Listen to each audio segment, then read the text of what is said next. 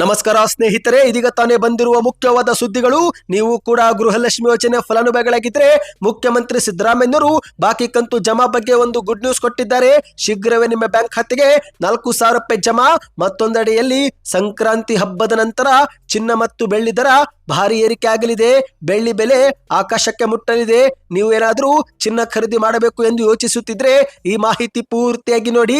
ಮತ್ತೊಂದೆಡೆಯಲ್ಲಿ ಅಧಿಕಾರದಲ್ಲಿದ್ದಾಗ ಮಾಡಿದ್ದನ್ನ ನಾನೇ ಎಂದು ಹೇಳಬಾರದು ಎಂದು ಡಿ.ಕೆ. ಶಿವಕುಮಾರ್ ಅವರಿಗೆ ಪರೋಕ್ಷವಾಗಿ ಸಿದ್ದರಾಮಯ್ಯನವರು ತಿರುಗೇಟು ಕೊಟ್ಟಿದ್ದಾರೆ. ಮತ್ತೊಂದೆಡೆಯಲ್ಲಿ ಡಿ.ಕೆ. ಶಿವಕುಮಾರ್ ಏನೇ ಮಾಡಿದ್ರು ನಾನು ಸಿದ್ದರಾಮಯ್ಯನವರ ಪರವೇ ಎಂದು ಕೆ.ಎನ್. ರಾಜಣ್ಣ ಅವರು ಸ್ಪಷ್ಟನೆ ಕೊಟ್ಟಿದ್ದಾರೆ. ಎಲ್ಲ ಮಾಹಿತಿ ನೋಡೋಣ. ಮತ್ತೊಂದೆಡೆಯಲ್ಲಿ ರಾಜ್ಯದ ಎಲ್ಲಾ ಜಿಲ್ಲಾಸ್ಪತ್ರೆಗಳಿಗೆ ಸರ್ಕಾರದಿಂದ ಮುಖ್ಯ ಆದೇಶ. ಏನಿದು ಆದೇಶ? ಎಲ್ಲ ಮಾಹಿತಿ ನೋಡೋಣ ಸ್ನೇಹಿತರೆ.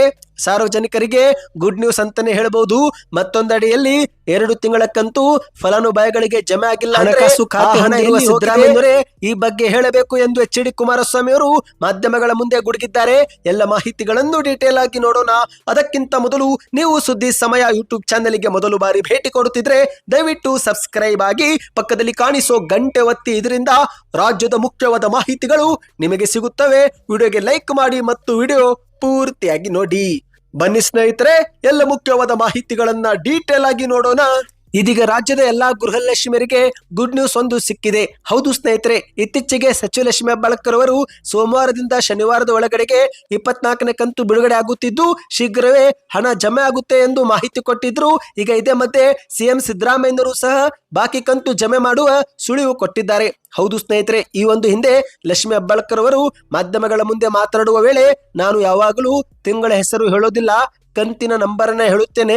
24ನೇ ಕಂತಿನ ಹಣ ಬಿಡುಗಡೆಗೆ ಹಣಕಾಸು ಇಲಾಖೆ ಒಪ್ಪಿಗೆ ಕೊಟ್ಟಿದೆ.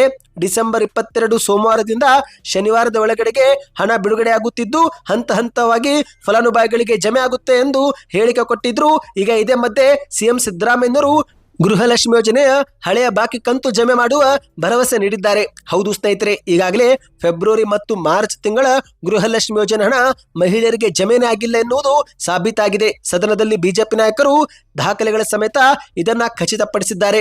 ಅಷ್ಟು ಮಾತ್ರವಲ್ಲ, ಬಿಜೆಪಿ ನಾಯಕರು ಸಚಿವ ಲಕ್ಷ್ಮಿ ಹೆಬ್ಬಾಳ್ಕರ್ ಅವರು ಅಪೂರ್ಣ ಮಾಹಿತಿ ನೀಡಿ ಸದನವನ್ನ ತಪ್ಪು ದಾರಿಗೆ ಎಳೆದಿದ್ದಾರೆ ಎಂದು ಕೂಡ ಬಿಜೆಪಿಯವರು ಆಕ್ರೋಶ ವ್ಯಕ್ತಪಡಿಸಿದ್ದು, ಈ ಎಲ್ಲ ಆರೋಪದ ಮಧ್ಯೆ ಸಿಎಂ ಸಿದ್ದರಾಮಯ್ಯನವರು ಪ್ರತಿಕ್ರಿಯೆ ಕೊಟ್ಟಿದ್ದಾರೆ. ಮೈಸೂರಲ್ಲಿ ಮಾಧ್ಯಮಗಳ ಜೊತೆಗೆ ಮಾತನಾಡಿದಂತ ಸಿಎಂ ಅವರು, ಹೌದು, ಫೆಬ್ರವರಿ ಮತ್ತು ಮಾರ್ಚ್ ತಿಂಗಳ ಹಣ ಪರಿಶೀಲನೆ ಮಾಡಿದ ಬಳಿಕ ಹಣವೇ ಬಿಡುಗಡೆ ಆಗಿಲ್ಲ ಎಂಬುದು ಗೊತ್ತಾಗಿದೆ. ಆದರೆ ಶೀಘ್ರವೇ ಆ ಒಂದು ಹಣ ಬಿಡುಗಡೆ ಮಾಡುತ್ತೇವೆ ಎಂದು ಸಿಎಂ ಸಿದ್ದರಾಮಯ್ಯನವರು ಸ್ಪಷ್ಟನೆ ಕೊಟ್ಟಿದ್ದಾರೆ. ಇನ್ನು ಇದೇ ನಡುವೆ ರಾಜ್ಯದ ಖಜಾನೆ ಖಾಲಿಯಾಗಿದೆ ಎಂದಿರುವ ಬಿಜೆಪಿ ನಾಯಕರ ಆರೋಪಕ್ಕೆ ಪ್ರತಿಕ್ರಿಯೆ ಕೊಟ್ಟಂತ ಸಿದ್ದರಾಮಯ್ಯನವರು, ಇಲ್ಲಿಯವರೆಗೆ 23 ತಿಂಗಳ ಕಂತನ್ನ ಫಲಾನುಭವಿಗಳಿಗೆ ಹಾಕಿದ್ದೇವೆ, ಹಣವಿಲ್ಲದಿದ್ರೆ ಕೊಡಲು ಸಾಧ್ಯವಾಗುತ್ತಿತ್ತೆ ಎಂದು ಮರುಪ್ರಶ್ನೆ ಮಾಡಿದ್ದಾರೆ. ಗೃಹಲಕ್ಷ್ಮಿ ಯೋಜನೆ ಹಣವನ್ನ ಕಾಂಗ್ರೆಸ್ನವರೇ ಲಪಟಾಯಿಸಲಾಗಿದೆ ಎಂಬ ಬಿಜೆಪಿಯವರ ಆರೋಪಕ್ಕೆ ಪ್ರತಿಕ್ರಿಯೆ ನೀಡಿದಂತ ಮುಖ್ಯಮಂತ್ರಿಯವರು, ಈ ಒಂದು ಫಲಾನುಭವಿಗಳಿಗೆ ನೇರವಾಗಿ ಹಣ ವರ್ಗಾವಣೆ ಆಗುವಾಗ ಲಪಟಾಯಿಸುವ ಪ್ರಶ್ನೆ ಎಲ್ಲಿಂದ ಉದ್ಭವವಾಗುತ್ತೆ? ಹಣವನ್ನು ಯಾರು ಕೂಡ ತೆಗೆದುಕೊಳ್ಳಲು ಸಾಧ್ಯವೇ ಇಲ್ಲ. ಹಣಕಾಸು ಇಲಾಖೆಯಿಂದಲೇ ಹಣ ಬಿಡುಗಡೆ ಆಗಿಲ್ಲ ಎಂದು ಸಿಎಂ ಅವರು ಹೇಳಿದ್ದಾರೆ. ಶೀಘ್ರವೇ 2 ಕಂತಿನ 4,000 ರೂಪಾಯಿ ಜಮೆ ಮಾಡುತ್ತೇವೆ ಎಂದು ಮಾಧ್ಯಮಗಳ ಮುಂದೆ ತಿಳಿಸಿದ್ದಾರೆ. ಅಂದಹಾಗೆ ಸ್ನೇಹಿತರೆ, ಸಿಎಂ ಸಿದ್ದರಾಮಯ್ಯನವರು ಹಲವಾರು ಪ್ರಶ್ನೆಗಳಿಗೆ ಉತ್ತರ ನೀಡಿದ್ದಾರೆ. ಅಂದಹಾಗೆ ಡಿ.ಕೆ. ಶಿವಕುಮಾರ್ ಅವರ ಹೇಳಿಕೆಗೂ ಕೂಡ ಪರೋಕ್ಷವಾಗಿಯೇ ತಿರುಗೇಟು ಕೊಟ್ಟಿದ್ದಾರೆ. ಅಧಿಕಾರದಲ್ಲಿದ್ದಾಗ ಮಾಡಿದ್ದನ್ನ ನಾನು ಮಾಡಿದೆ ಅಂತ ಹೇಳಬಾರದು ಎಂದು ಡಿ.ಕೆ. ಶಿವಕುಮಾರ್ ಅವರಿಗೆ ಪರೋಕ್ಷವಾಗಿ ಕಿವಿ ಮಾತನಾಡಿದ್ದಾರೆ. ಹೌದು, ಯಾಕಂದ್ರೆ ಸ್ನೇಹಿತರೆ, ಇತ್ತೀಚೆಗೆ ಡಿ.ಕೆ. ಶಿವಕುಮಾರ್ ಅವರು ಕೆ.ಎನ್. ರಾಜಣ್ಣರನ್ನು ನಾನೇ ಅಪೆಕ್ಸ್ ಬ್ಯಾಂಕ್ ಅಧ್ಯಕ್ಷಕರನ್ನಾಗಿ ಮಾಡಿದ್ದೆ ಎಂದು ಹೇಳಿಕೊಂಡಿದ್ದು, ಈ ಒಂದು ಹೇಳಿಕೆಗೆ ಸಿಎಂ ಸಿದ್ದರಾಮಯ್ಯನವರು ಮೈಸೂರಲ್ಲಿ ತಿರುಗೇಟು ಕೊಟ್ಟಿದ್ದಾರೆ. ಹೌದು, ರಾಜಣ್ಣವರನ್ನು ಅಪೆಕ್ಸ್ ಬ್ಯಾಂಕ್ ಅಧ್ಯಕ್ಷಕ ಮಾಡಿದ್ದು ಎಸ್.ಎಂ. ಕೃಷ್ಣ ಮತ್ತು ಅಂದಿನ ಸರ್ಕಾರ ಅಧಿಕಾರದಲ್ಲಿದ್ದಾಗ ಮಾಡಿದ್ದನ್ನ ನಾನು ಮಾಡಿದ್ದೆ ಅಂತ ಯಾವಾಗಲೂ ಹೇಳಬಾರದು. ಸರ್ಕಾರ ಇರುತ್ತದೆ, ಅಧಿಕಾರ ಕೊಡುತ್ತದೆ ಎಂದು ಸಿಎಂ ಅವರು ತಿಳಿಸಿದ್ದಾರೆ. ಇನ್ನಿದೇ ನಡುವೆ ಸಂಕ್ರಾಂತಿ ನಂತರ ರಾಜ್ಯದಲ್ಲಿ ಮತ್ತೆ ಕ್ರಾಂತಿ ಆಗುತ್ತೆ ಎನ್ನುವ ಬಿಜೆಪಿ ಆರೋಪಕ್ಕೆ ತಿರುಗೇಟು ಕೊಟ್ಟಂತ ಸಿಎಂ ಅವರು, ಯಾವುದೇ ಕ್ರಾಂತಿ ಆಗಿಲ್ಲ, ಏನೂ ಆಗೋಲ್ಲ, ಏನೇ ಇದ್ರೂ ಪಕ್ಷದ ಹೈಕಮಾಂಡ್ ತೀರ್ಮಾನ ಮಾಡುತ್ತೆ, ರಾಹುಲ್ ಗಾಂಧಿ ಅವರು ಏನು ಹೇಳುತ್ತಾರೋ ಅದೇ ಅಂತಿಮ ಎಂದು ಮಾಧ್ಯಮಗಳ ಮುಂದೆ ತಿಳಿಸಿದ್ದಾರೆ. ಇನ್ನಿದೇ ನಡುವೆ ಡಿ.ಕೆ. ಶಿವಕುಮಾರ್ ಅವರು ಶಾಸಕ ಕೆ.ಎನ್. ರಾಜಣ್ಣವರನ್ನ ಭೇಟಿಯಾಗಿದ್ದಾರೆ ಎಂದು ಕೇಳಿದಾಗ ಅದಕ್ಕೆ ಗರಂ ಆದಂತ ಸಿದ್ದರಾಮಯ್ಯನವರು ಇದರಲ್ಲಿ ತಪ್ಪೇನಿದೆ ಎಂದು ಮಾಧ್ಯಮದವರನ್ನೇ ತಿಳಿದಿದ್ದಾರೆ.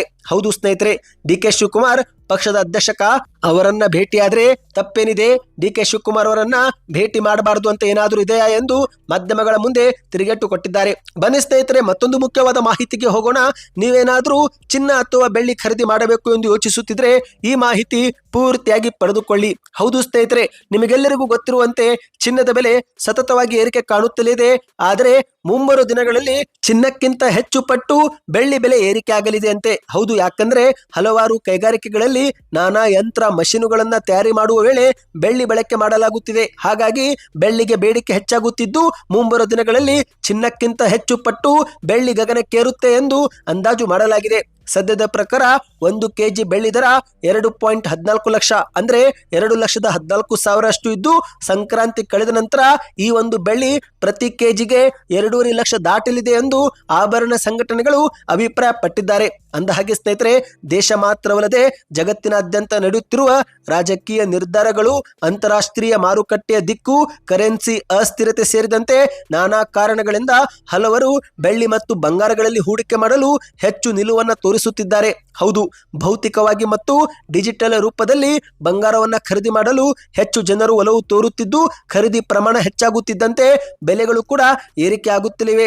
ಅಷ್ಟು ಮಾತ್ರವಲ್ಲ, ಇನ್ನು ಹೂಡಿಕೆದಾರರ ಸಂಖ್ಯೆಯೂ ಕೂಡ 10% 15% ಹೆಚ್ಚಾಗಿದೆ ಎಂದು ಇತ್ತೀಚೆಗೆ ಕರ್ನಾಟಕದ ರಾಜ್ಯ ಆಭರಣ ವರ್ತಕರ ಒಕ್ಕೂಟದ ಪ್ರಧಾನ ಕಾರ್ಯದರ್ಶಿಯಾಗಿರುವ ರಾಮಾಚಾರಿ ಎನ್ನುವರು ಪತ್ರಿಕಾಗೋಷ್ಠಿಯಲ್ಲಿ ತಿಳಿಸಿದ್ದಾರೆ. ಒಟ್ಟಿನಲ್ಲಿ ಸ್ನೇಹಿತರೆ, ಮುಂಬರುವ ದಿನಗಳಲ್ಲಿ ಚಿನ್ನ ಮತ್ತು ಬೆಳ್ಳಿ ಏರಿಕೆ ಆಗುತ್ತೆ, ಆದರೆ ಬೆಳ್ಳಿ ತುಂಬಾನೇ ಏರಿಕೆ ಆಗುತ್ತೆ ಎಂದು ಅಂದಾಜು ಮಾಡಲಾಗಿದೆ.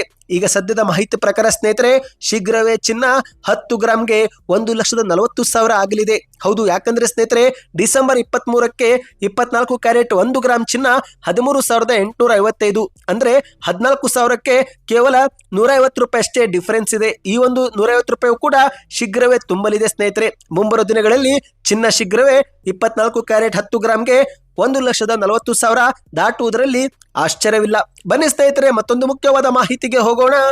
ಡಿ ಕೆ ಶಿವಕುಮಾರ್ ಏನೇ ಮಾಡಿದ್ರು ನಾನು ಸಿದ್ದರಾಮಯ್ಯನವರ ಪರವೇ ಇರುತ್ತೇನೆ ಎಂದು ಕೇಣ ರಾಜನ್ ಅವರು ಸ್ಪಷ್ಟನೆ ಕೊಟ್ಟಿದ್ದಾರೆ. ಹೌದು, ರಾಜ್ಯ ರಾಜಕೀಯದಲ್ಲಿ ಸಿಎಂ ಕುರ್ಚಿ ಸಂಬಂಧಿಸಿದ ಕುರಿತಂತೆ ಒಳಜಗಳ ಮುಂದುವರೆದಿದ್ದು, ಇದೇ ಮಧ್ಯೆ ಕಾಂಗ್ರೆಸ್ ಒಳಗಿನ ಬಣ ರಾಜಕೀಯ ಮತ್ತಷ್ಟು ಸ್ಪಷ್ಟವಾಗಿ ಕಂಡು ಬರುತ್ತಿದೆ. ಹೌದು ಗೆಳೆಯರೆ, ಈಗಾಗಲೇ ಸಿಎಂ ಸಿದ್ದರಾಮಯ್ಯ ಹಾಗೂ ಡಿಸಿಎಂ ಡಿ ಕೆ ಶಿವಕುಮಾರ್ ಅವರ ಬಣಗಳ ನಡುವೆ ಶಾಸಕರ ಬೆಂಬಲಕ್ಕಾಗಿ ಪ್ರಯತ್ನಗಳು ನಡೆಯುತ್ತಿದ್ದು, ಇದೇ ಮಧ್ಯೆ ಮಾಜಿ ಸಚಿವ ಕೇಣ ರಾಜನ್ ಅವರು ಡಿ ಕೆ ಶಿವಕುಮಾರ್ ಅವರಿಗೆ ಭೇಟಿ ಮಾಡಿದ್ದಾರೆ. ಈ ಒಂದು ಭೇಟಿ ರಾಜ್ಯ ರಾಜಕೀಯದಲ್ಲಿ ಭಾರಿ ಸಂಚಲನ ಮೂಡಿಸಿದೆ. ಆದರೆ ಸ್ನೇಹಿತರೆ, ಈಗ ಭೇಟಿ ನಂತರ ಕೇಣ ರಾಜನ್ ಅವರು ಮತ್ತೊಮ್ಮೆ ತಮ್ಮ ನಿಲುವು ಸ್ಪಷ್ಟಪಡಿಸಿದ್ದಾರೆ. ಹೌದು ಗೆಳೆಯರೆ, ಡಿ ಕೆ ಶಿವಕುಮಾರ್ ಅವರು ಪಕ್ಷದ ಅಧ್ಯಕ್ಷರು, ಅವರು ಯಾವಾಗ ಬೇಕಾದರೂ ಯಾರನ್ನಾದರೂ ಭೇಟಿ ಮಾಡಬಹುದು, ಅದು ಸಹಜ. ಆದರೆ ಈ ಭೇಟಿಯಿಂದ ನನ್ನ ರಾಜಕೀಯ ನಿಲುವಿನಲ್ಲಿ ಯಾವುದೇ ಬದಲಾವಣೆ ಇರೋದಿಲ್ಲ ಎಂದು ಕೇಣ ರಾಜನ್ ಅವರು ಖಡಕ್ ಆಗಿನೇ ಸ್ಪಷ್ಟಪಡಿಸಿದ್ದಾರೆ. ಹೌದು, ಡಿ ಕೆ ಶಿವಕುಮಾರ್ ಅವರು ಎಷ್ಟೇ ಪ್ರಯತ್ನ ಮಾಡಿದ್ರು ನಾನು ನನ್ನ ನಿಲುವು ಬದಲಾಯಿಸುವ ಪ್ರಶ್ನೆ ಇಲ್ಲ, ನಾನು ಯಾವಾಗಲೂ ಸಿಎಂ ಸಿದ್ದರಾಮಯ್ಯನವರ ಪರವೇ ಇದ್ದೇನೆ ಎಂದು ರಾಜನ್ ಅವರು ಹೇಳಿದ್ದಾರೆ. ಹೌದು ಸ್ನೇಹಿತರೆ, ಸದ್ಯ ಇವರ ಒಂದು ಹೇಳಿಕೆಯಿಂದ ಕಾಂಗ್ರೆಸ್ ಒಳಗಿನ ಸಿಎಂ ಕುರ್ಚಿ ಕುರಿತು ಗೊಂದಲ ಮತ್ತು ಬಣ ರಾಜಕೀಯ ಇನ್ನಷ್ಟು ಬಯಲಾಗಿರುವಂತೆ ಕಂಡು ಬಂದಿದೆ. ಬನ್ನಿ ಸ್ನೇಹಿತರೆ, ಮತ್ತೊಂದು ಮಾಹಿತಿಗೆ ಹೋಗೋಣ. ರಾಜ್ಯದ ಎಲ್ಲಾ ಜಿಲ್ಲಾಸ್ಪತ್ರೆಗಳಿಗೆ ಸರ್ಕಾರ ಒಂದು ಆದೇಶ ರವಾನಿಸಿದೆ. ಹೌದು ಗೆಳೆಯರೆ, 21 ದಿನಗಳೊಳಗೆ ಉಚಿತವಾಗಿ ಜನನ ಮರಣ ಪ್ರಮಾಣ ಪತ್ರವನ್ನು ನೀಡಬೇಕು ಎಂಬ ಒಂದು ಆದೇಶ ಸರ್ಕಾರ ಇದೀಗ ಹೊರಡಿಸಿದೆ. ಹೌದು, 21 ದಿನದ ಒಳಗೆ ಉಚಿತವಾಗಿ ಜನನ ಮರಣ ಪ್ರಮಾಣ ಪತ್ರ ನೀಡುವುದು ಕಡ್ಡಾಯ ಎಂದು ಕರ್ನಾಟಕದಲ್ಲಿರುವ ಎಲ್ಲಾ ಆಸ್ಪತ್ರೆಗಳಿಗೆ ಸರ್ಕಾರ ಆದೇಶವನ್ನು ಹೊರಡಿಸಿದೆ. ಸರ್ಕಾರಿ ಆಗಿರಲಿ, ಖಾಸಗಿ ಆಸ್ಪತ್ರೆ ಆಗಿರಲಿ, ಆ ಒಂದು ಆಸ್ಪತ್ರೆಯಲ್ಲಿ ಸಂಭವಿಸುವ ಜನನ ಮತ್ತು ಮರಣ ಘಟನೆಗಳನ್ನ 21 ದಿನಗಳೊಳಗೆ ಕಡ್ಡಾಯವಾಗಿ ನೋಂದಣಿ ಮಾಡಿ ಉಚಿತವಾಗಿಯೇ ಆಯಾ ಕುಟುಂಬಸ್ಥರಿಗೆ ಪ್ರಮಾಣ ಪತ್ರವನ್ನು ನೀಡಬೇಕು ಎಂದು ಆದೇಶದ ಮೂಲಕ ತಿಳಿಸಿದೆ. ಹೌದು ಸ್ನೇಹಿತರೆ, ಇಂದಿನ ದಿನಗಳಲ್ಲಿ ಪ್ರಮಾಣ ಪತ್ರ ಇಲ್ಲದೆ ಏನು ಕೂಡ ಮಾಡಲು ಸಾಧ್ಯವಾಗುವುದಿಲ್ಲ. ಇದರಿಂದಲೇ ಹಲವಾರು ಸೌಲಭ್ಯಗಳಿಂದಲೂ ಕೂಡ ಜನ ವಂಚಿತರಾಗಿದ್ದು, ಹಾಗಾಗಿ ಎಲ್ಲ ಆಸ್ಪತ್ರೆಗಳಿಗೆ ಈ ಒಂದು ಆದೇಶ ಇದೀಗ ರವಾನಿಸಲಾಗಿದೆ. ಬನ್ನಿ ಸ್ನೇಹಿತರೆ, ಕೊನೆಯ ಮುಖ್ಯವಾದ ಮಾಹಿತಿಗೆ ಹೋಗೋಣ. ಅದಕ್ಕಿಂತ ಮೊದಲು ನೀವು ಇದುವರೆಗೆ ವಿಡಿಯೋಗೆ ಲೈಕ್ ಮಾಡಿಲ್ಲವೆಂದ್ರೆ ದಯವಿಟ್ಟು ಲೈಕ್ ಮಾಡಿ, ಚಾನಲ್ಗೂ ಕೂಡ ಸಬ್ಸ್ಕ್ರೈಬ್ ಆಗಿ. ಹೌದು, ಇದೀಗ ಕೊನೆಗೂ 2 ತಿಂಗಳ ಕಂತು ಫಲಾನುಭವಿಗಳಿಗೆ ಜಮಾ ಆಗಿಲ್ಲ ಎಂಬುದು ಸ್ಪಷ್ಟವಾಗಿದೆ.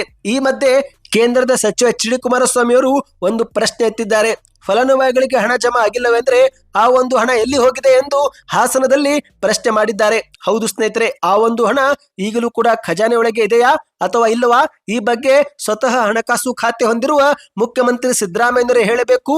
ಅವರು ಮತ್ತು ಅವರವರ ಇಲಾಖೆ ಅಧಿಕಾರಿಗಳೇ ಇದಕ್ಕೆ ಜವಾಬ್ದಾರರು ಎಂದು ಕುಮಾರಸ್ವಾಮಿ ಅವರು ಗರಂ ಆಗಿ ಕಿಡಿಕಾರಿದ್ದಾರೆ. ಹೌದು ಗೆಳೆಯರೆ, ಕರ್ನಾಟಕದ ಮಹಿಳೆಯರ ಬ್ಯಾಂಕ್ ಖಾತೆಗೆ ಜಮೆ ಆಗ್ಬೇಕಾಗಿದ್ದಂತ 2 ತಿಂಗಳ ಗೃಹಲಕ್ಷ್ಮಿ ಯೋಜನೆ ಹಣ ಜಮಾನೆ ಆಗಿಲ್ಲವೆಂದ್ರೆ ಎಲ್ಲಿ ಹೋಯ್ತು? ಅದರ ಬಗ್ಗೆ ರಾಜ್ಯ ಸರ್ಕಾರ ಏನು ಕ್ರಮ ತೆಗೆದುಕೊಂಡಿದೆ? ಗೃಹಲಕ್ಷ್ಮಿ ಯೋಜನೆಯ ಒಟ್ಟು 5,000 ಕೋಟಿ ಹಣ ಬಗ್ಗೆ ನೀವು ಇದುವರೆಗೆ ಸರಿಯಾದ ಮಾಹಿತಿ ನೀಡಿಲ್ಲ. ಇದು ಸಣ್ಣ ವಿಚಾರವಲ್ಲ. ಇದು ಹೇಗಾಯಿತು ಎಂಬ ಕುರಿತಂತೆ ಸಚಿವರಿಂದ ಯಾರಿಂದಲಾದರೂ ನೀವು ಮಾಹಿತಿ ಪಡೆದುಕೊಂಡಿದ್ದೀರಾ ಎಂದು ಕುಮಾರಸ್ವಾಮಿ ಅವರು ಪ್ರಶ್ನೆ ಮಾಡಿದ್ದಾರೆ. ಯಾರಾದರೂ ಸಚಿವರ ರಾಜೀನಾಮೆ ಕೇಳಿದ್ದೀರಾ?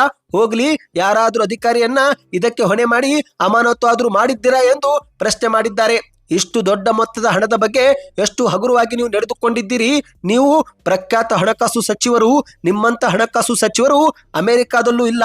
ಬಹುಶಃ ಡೊನಾಲ್ಡ್ ಟ್ರಂಪ್ ಅವರಿಗೂ ಇಂಥ ಹಣಕಾಸು ಮಂತ್ರಿ ಸಿಗಲಿಲ್ಲವೇನೋ ಎಂದು ಸಿಎಂ ಸಿದ್ದರಾಮಯ್ಯರ ವಿರುದ್ಧ ಕುಮಾರಸ್ವಾಮಿ ಅವರು ಲೇವಡಿ ಮಾಡಿದ್ದಾರೆ. ಸದ್ಯಕ್ಕೆ ಎಷ್ಟೇ ಸ್ನೇಹಿತರೆ, ಈ ಎಲ್ಲ ಮಾಹಿತಿ ಇಷ್ಟವಾಗಿದ್ದರೆ ವಿಡಿಯೋಗೆ ಲೈಕ್ ಮಾಡ್ತಾ ಚಾನಲ್ಗೆ ಸಬ್ಸ್ಕ್ರೈಬ್ ಆಗಿ ಹೆಚ್ಚಿನ ಮಾಹಿತಿ ಪಡೆಯಲು ವಿಡಿಯೋಗೆ ಲೈಕ್ ಮಾಡಿ, ವಿಡಿಯೋ ಶೇರ್ ಮಾಡಿ, ಸಬ್ಸ್ಕ್ರೈಬ್ ಆಗಿ.